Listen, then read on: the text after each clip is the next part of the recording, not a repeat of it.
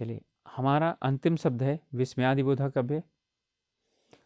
इसमें जिन अव्यय शब्दों से हर्ष, खेद, दुख अथवा विस्मय या घृणा, शोक आदि, लज्जा, ग्लानि, जिन शब्दों से यानी कि जिन अव्यय शब्दों से, जिन अविकारी शब्दों से हर्ष, दुख, खेद, विस्मय, घृणा, शोक, लज्जा, ग्लानि आदि का बोध स्पष्ट होता है, ठीक है, उन्हें हम विस्मय बोधक अव्यय कहते हैं।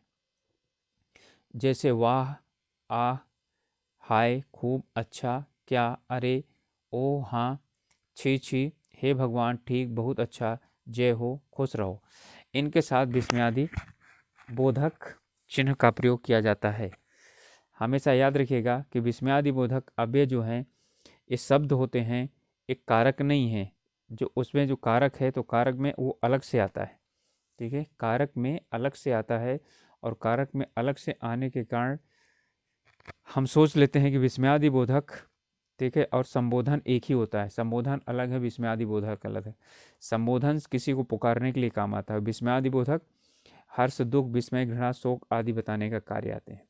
तो ये हमारे समाप्त हुए अव्यय।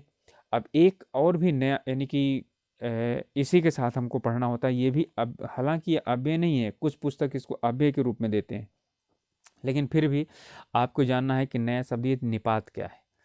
तो निपात जिन शब्दों को अनेक अर्थों में प्रयोग किया जाता है, ठीक है, वे निपात कहलाते हैं। किसी शब्द पर बल देने के लिए, प्रश्न करने के लिए, अस्वीकृति अथवा विस्मय प्रकट करने के लिए, ठीक है, निपात का प्रयोग किया जाता है। निपात सहायक शब्द होते हैं, ये वाक्य का अंग नहीं होते। ध्यान दीजिएगा, ये वाक्य का अंग नहीं होते हैं। इस पर आपको ध्यान रखना है कि ये वाक्य के अंग नहीं होते हैं, इसलिए इनको यदि वाक्य से निकाल दिया जाए तो वाक्य पर कोई प्रभाव नहीं पड़ता है, ठीक है।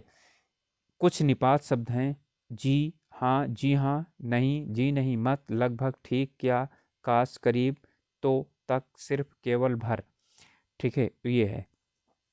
जैसे उदाहरण है, जाता तो हूँ।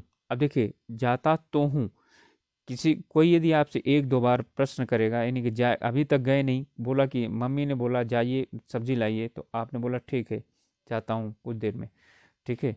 फिर दोबारा तिबारा जब तीसरी बार पूछते तो बोलते हैं जाता तो हूँ, ठीक है। तो आप यदि तो हटा दें तो भी कोई फर्क नहीं पड़ता, जाता हूँ, जाता तो हूँ। तो ये क्या है, अपने शब्दों पर जोर देने के लिए आप इसका प्रयोग करते हैं। जी नहीं, ऐसा नहीं है, ठीक है। देखिए, ऐसा नहीं है बताने के लिए इतना ही पर्याप्त है, लेकिन आप उसमें जोर देने के लिए जी नहीं बोलते हैं, जी नहीं ऐसा ही है, जी हाँ ऐसा ही है, ठीक है। तो यहाँ पर क्या चाहिए, जी हाँ और ऐसा ही है, ठीक है। यहाँ पर दो हैं, जी हाँ और ही, ये दो निपात हैं। क्या अच्छा पुष्प है, ठीक है। तो क्या अच्छा पुष्प, ध्यान दीजिएगा, यहाँ पर अच्छा पुष्प है और क्या आपने लगा दिया, इसका कोई फर्क नहीं है। यहाँ पर विस्मय बोधक शब्द यानी कि चिन्ह नहीं लगा हुआ है, इसलिए अभी विस्मयादि बोधक यानी कि नहीं है। तो क्या अच्छा पुष्प है। तो निपात समझ में आ गया होगा। किसी भी शब्द पर जब बल दिया जाता है अतिरिक्त और उसके लिए प्रयोग किया जाता है, उसे हम बोलते हैं निपात, ठीक है। तो स्टूडेंट्स, आज हमारा क्या चीज़ खत्म हो गया, शब्द समाप्त तो हो गए हैं।